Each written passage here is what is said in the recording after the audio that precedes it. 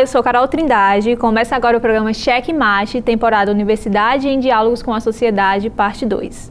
O programa Cheque Mate é uma produção da TV Universitária em parceria com o Departamento de Comunicação Social da UFRN. Nesta temporada, comemoramos os 65 anos da UFRN. Por isso, a cada programa, entrevistaremos pessoas que fizeram e fazem a nossa universidade uma referência no Rio Grande do Norte. E quem apresenta o Cheque Mate é o jornalista Ranieri Souza. Seja bem-vindo, Ranieri. Muito obrigado, é um prazer estar aqui com vocês em mais uma edição do programa Cheque Mate. Vamos agora saber quem é a nossa convidada do dia. Michele Cristine Medeiros Jacob é formada em Nutrição pela Universidade Federal do Rio Grande do Norte. Possui mestrado e doutorado em Ciências Sociais pela UFRN e também pós-doutorado na Universidade Federal do Pernambuco, no Laboratório de Ecologia e Evolução dos Sistemas Socioecológicos, LEA. Na UFRN, é docente do Departamento de Nutrição e participa dos programas de pós-graduação em Nutrição e Ciências Sociais. Ela é idealizadora e coordenadora do Lab Nutri, o Laboratório de Hortas Comunitárias. Em 2018, o projeto do Lab Nutri foi reconhecido pelas Nações Unidas como referência na aplicação do Voluntaries Guidelines, um documento que orienta ações de promoção à alimentação como direito humano. A mesma iniciativa já recebeu uma menção honrosa no Prêmio Objetivos de Desenvolvimento Sustentável, Brasil, estabelecidos pela ONU. Professora Michele Jacob, seja muito bem-vinda ao programa Cheque Mate. É uma honra recebê-la aqui na TVU. Olá, obrigada pelo convite, é um prazer estar aqui. Bom, e para me ajudar a entrevistar a nossa convidada, eu tenho aqui a participação de estudantes de Comunicação Social da UFRN. São eles Carol Trindade, do curso de Audiovisual, Paulo José, também de Audiovisual, Frankley Diniz e Mari Vasconcelos, que são do curso de Jornalismo aqui na UFRN. Professor, então vamos começar falando como é que a nutrição entrou na sua vida. Teve alguém que te inspirou, algum parente, algum familiar? Por que você decidiu fazer esse curso? Toda vez que a gente vai responder essa pergunta, olhando de trás para frente, a gente tenta dar uma lógica para essa história, né? Então, talvez eu pudesse dizer que eu tenho uma família grande, né, de base materna, e comer sempre foi uma atividade de conjunto da família, estar junto. E também, ao mesmo tempo, é uma família que durante muito tempo sofreu com os problemas de obesidade, sobrepeso, então a comida estava sempre presente na mesa e nos assuntos, né? Então, talvez eu pudesse dizer que isso influenciou, mas nem todo mundo que tem essa experiência acaba fazendo nutrição, né? Então, eu acho que tem um pouco de acaso também. Eu acho que a gente é convidado a escolher muito cedo a profissão e em um certo momento eu tive que decidir, fiz essa escolha e foi muito bom. Acho que fiz uma boa escolha. Agora, eu acho que a gente é mais ou menos da mesma geração, né? E eu lembro de, por exemplo, esses debates que tem muito hoje em dia da qualidade do que a gente come, as pessoas falam muito, né? Desembalar menos e descascar mais, por exemplo, ter mais acesso à comida natural. É um debate que eu acho que é mais recente, assim, né? Na minha época, por exemplo, criança saudável era criança gordinha e tal. Então, todas essas premissas, você acha que ajudaram na escolha para que você fosse nutricionista, para cuidar dessa questão também? Acho que sim. Acho que quem foi criança na década de 90 foi bombardeado pela indústria de alimentos de várias formas, né? Desde as fórmulas alimentícias, as papinhas, né? Os doces, né? Os biscoitos recheados que a gente meio que consumia de forma sem muita advertência, sem muito conhecimento como a gente tem hoje. E aí os problemas chegavam, né? Os problemas de saúde relacionados à má alimentação. E eu acho que teve uma hora que eu percebi, assim, eu acho que isso vai ser um conhecimento útil para mim, né? Se eu souber mais sobre alimentação, porque a gente come várias vezes ao dia, né? Então, se não fosse dar certo no cenário profissional, pelo menos para mim ia ser legal saber um pouco mais, tomar uma decisão mais orientada a cada momento que eu fosse comer ou que minha família também tivesse questões relacionadas ao assunto. Maravilha. Vamos agora à primeira pergunta dos nossos estudantes, que será feita por Mary Vasconcelos. Olá, Michele. Então, você se formou aqui na UFRN em 2009, né? Considerando o que você nos diria sobre o ambiente acadêmico, como te impactou como profissional e como pessoa? A UFRN, para mim, antes de falar de nutrição, eu acho que falaria da UFRN e da riqueza desse ambiente que a UFRN tem, proporcionar a gente vivências muito interessantes, conhecer gente interessante. Então, eu venho de uma família extremamente ortodoxa, no sentido religioso. Então, o estudo, para mim, não foi uma coisa que era muito estimulada na família, na verdade, era um pouco combatido, porque o estudo seria aquilo que me afastaria de uma doutrina, né?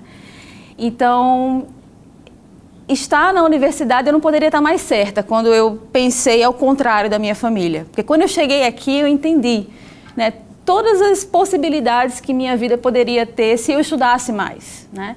Então, na UFRN eu consegui adquirir mais conhecimento para conseguir viver de uma forma diferente e conheci muitas pessoas interessantes, fiz uma nova rede de amigos. Então, esse rompimento com a família também foi algo que me acompanhou na época que eu entrei na UFRN. Então, aqui foi onde restabeleci minha rede de convivência. Então, a rede que eu tenho hoje de pessoas profissionalmente e afetivamente é uma rede que tem praticamente 20 anos apenas, 17 anos, vamos dizer assim, né?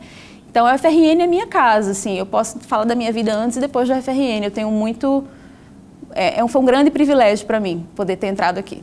Vamos agora a mais uma pergunta que será feita por Frankley Diniz, aluno de jornalismo.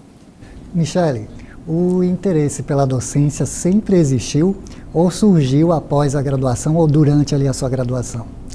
Essa pergunta é muito interessante porque eu acho que na nutrição talvez tenha tido um componente de acaso, mas para a docência eu acho que não. Eu me lembro muito bem, assim, quando criança, que eu tinha essa ideia fixa na minha mente que eu queria ser professora, né? E eu lembro que eu tive uma conversa com meu pai, que a parte paterna da minha família não está dentro desse grupo, né, dogmático, então era com meu pai que eu conseguia conversar um pouco ainda sobre esse tipo de assunto, né? E eu disse para ele que queria ser professora, né? E ele disse para mim, de jeito nenhum, você não vai ser professora. Porque a minha tia, irmã dele, é professora da rede básica de ensino. Então, ele acompanhou durante muito tempo os desafios, né? A questão de remuneração, da jornada de trabalho. Então, ele disse para mim que eu não seria professora, né? Acabei fazendo nutrição e virando professora. Então, eu acho que qualquer carreira que eu fosse escolher na universidade, eu acho que eu acabaria sendo professora.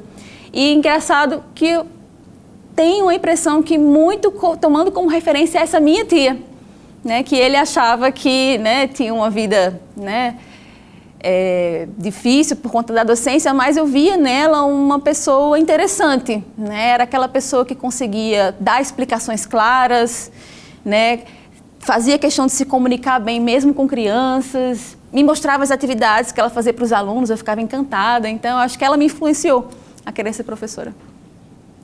Bom, quem faz a próxima pergunta é o estudante Paulo José, do curso de Audiovisual. Então, você enquanto professora do Departamento de Nutrição, eu queria que você nos contasse em qual momento você percebeu essa abertura para a criação do projeto Lab Nutrir aqui na instituição e como é que foi que essa ideia surgiu?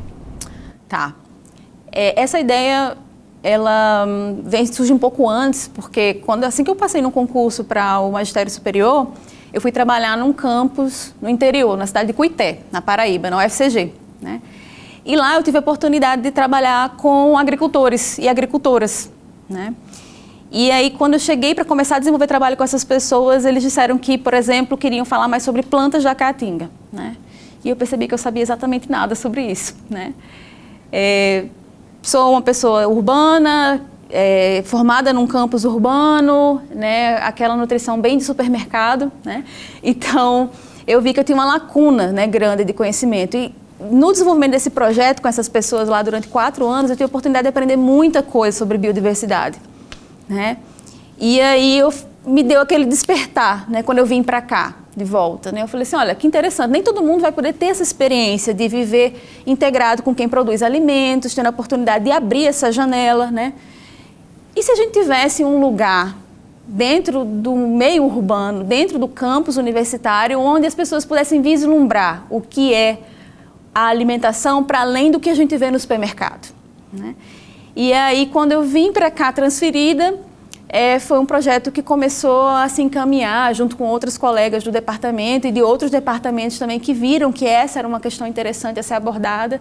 E desde então, o LabNutri nasceu primeiro como a horta e hoje como laboratório. E quantos alunos estão inseridos no LabNutri? Como é que ele funciona hoje em dia na prática, no dia a dia aqui na universidade? O LabNutri, ele tem oficialmente uma pessoa que trabalha como técnico, que é um engenheiro agrônomo, temos uma pessoa que apoia o trabalho como jardineiro, temos 2 alunos de apoio técnico, mas passam no LabNutri, na horta do LabNutri, cerca de 100 alunos da graduação por semestre, de diferentes disciplinas, né? Então, a gente tem aquelas disciplinas clássicas da nutrição e agora a gente tenta integrar mais o que tem da nossa biodiversidade nessas disciplinas, né? Então, vou fazer uma análise sobre pigmentos, né? Então, usa o pigmento de uma planta nativa, né? E não de uma beterraba. Então, esse tipo de coisa vem acontecendo. E fora isso, tem alunos que participam mais ativamente na extensão. Na extensão, a gente tem cerca de 7 alunos envolvidos. Temos alunos de mestrado, e de graduação e de doutorado que desenvolvem projetos conectados com a questão da biodiversidade. Então, temos muita gente circulando em termos da comunidade interna e externa também. Agora, professora, muito se fala hoje em dia nessa questão da qualidade do que se planta e do que se colhe no dia a dia, no que a gente come, no que vai para a nossa mesa.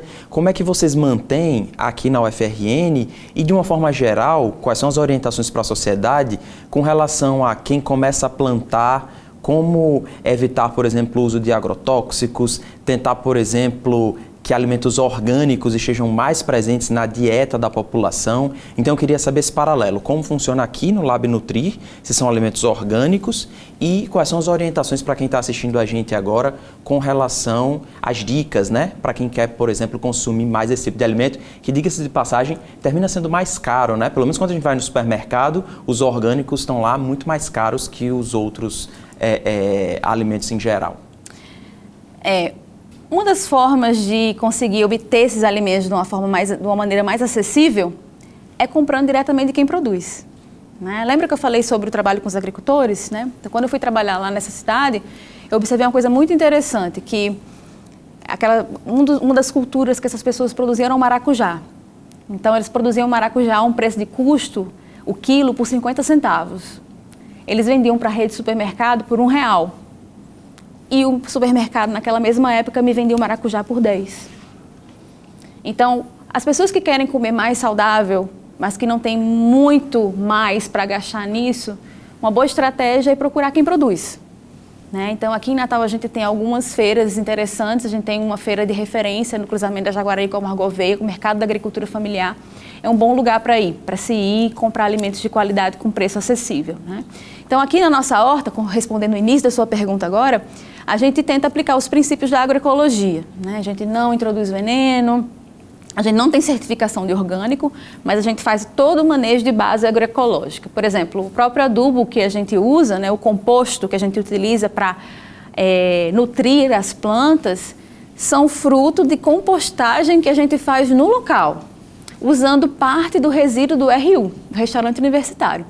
Então, tem um projeto muito interessante que é coordenado pelo René, que é o técnico da horta, que é engenheiro agrônomo, que chama Nutrientes de Volta ao Prato. Então, aquele resíduo que sobra no prato, ou que sobra quando a gente está cozinhando, aquelas cascas, né, são compostados, né, e aqueles nutrientes que estão ali voltam para o solo adubando as plantas. Então, é esse tipo de prática que a gente tenta implementar. E o conselho que eu daria para as pessoas é que elas fossem mais a feiras e fizessem essas perguntas para os produtores, né? Conhecessem melhor os produtores, para que comece uma relação diferente com a comida, né? Maravilha, o papo está muito bom, mas a gente precisa fazer um intervalo aqui bem rapidinho. Não saia daí, o Checkmate volta já.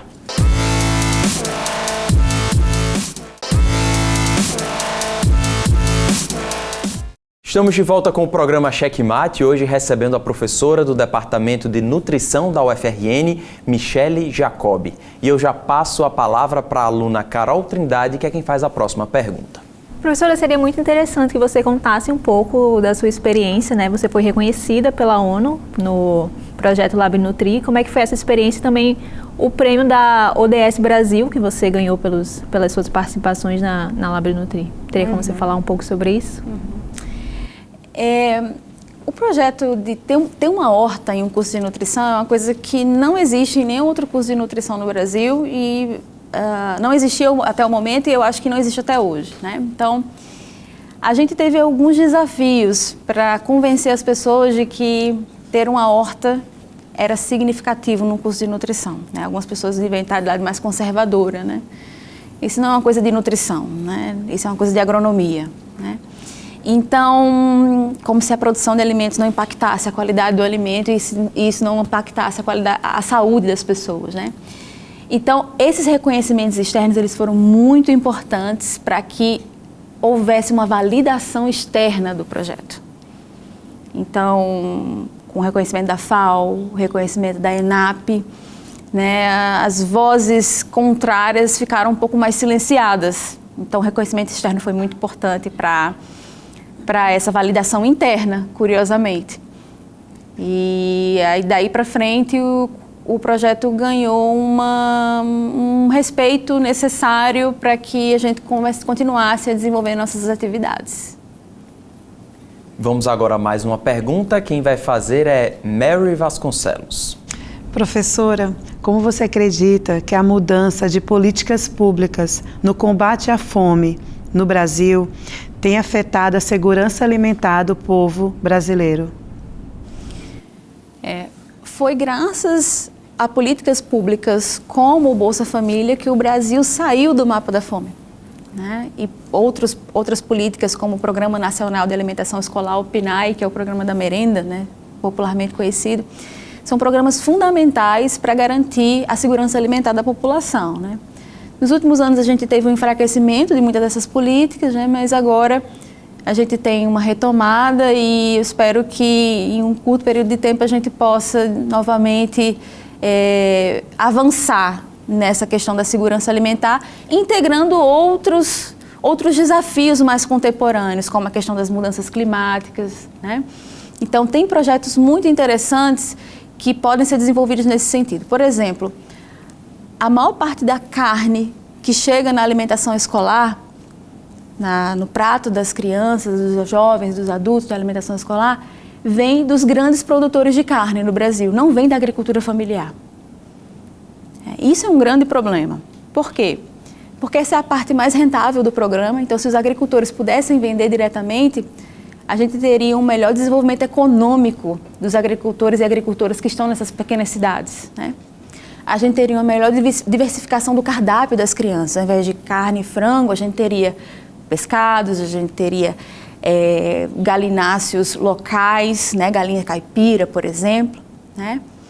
E a gente teria também pessoas que potencialmente produzem alimentos sem destruir tanto, né? Como as grandes indústrias hoje que produzem carne no Brasil estão associadas a desmatamento ilegal da Amazônia, do Cerrado. Então, políticas públicas que aumentem a possibilidade de que mais produtores locais vendam carne para o PNAE, por exemplo, mexe com todas as questões ligadas ao desenvolvimento sustentável. A questão da saúde, a questão da economia, a questão do ambiente. Então, as políticas são essenciais para a gente encarar esses desafios que a gente tem à frente agora. Frankley Diniz, que é aluno de jornalismo, faz a próxima pergunta. Michele, você trabalhou no interior da Paraíba, como também teve vivências aqui na metrópole. No que tange às problemáticas de nutrição, que diferenças você percebe do interior para a metrópole? É interessante você perguntar isso, porque quando eu me formei aqui, nesse ambiente, esse contexto urbano, a formação ela tinha muito mais um viés de tratar dos problemas do excesso da alimentação, o sobrepeso, da obesidade, né? E eu lembro que quando eu cheguei e fui trabalhar na cidade do interior, o primeiro equipamento social que eu visitei foi uma creche, né? E na hora que eu cheguei nessa creche, colocaram uma criança pequena no meu braço, né? Essa criança estava tão desnutrida que ela não conseguia abrir o olho, né? O esforço de abrir os olhos, né? Então, ainda que no Brasil, naquele momento, a fome ainda não tivesse voltado, né? Existem desigualdades no acesso ao alimento quando a gente compara o urbano e o rural, né? Então, ter essa experiência foi muito importante para eu entender essas variações, né?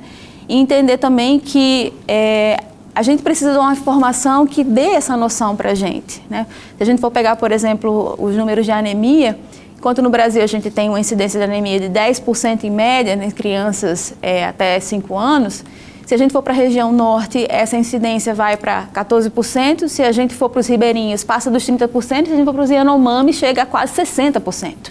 Então, não é de forma igual que as desigualdades se distribuem. Há desigualdade, né? Então, ter essa noção é muito importante para a gente pensar a nutrição de forma macro. E pensar que políticas públicas, elas precisam ser aplicadas e desenvolvidas considerando essas desigualdades.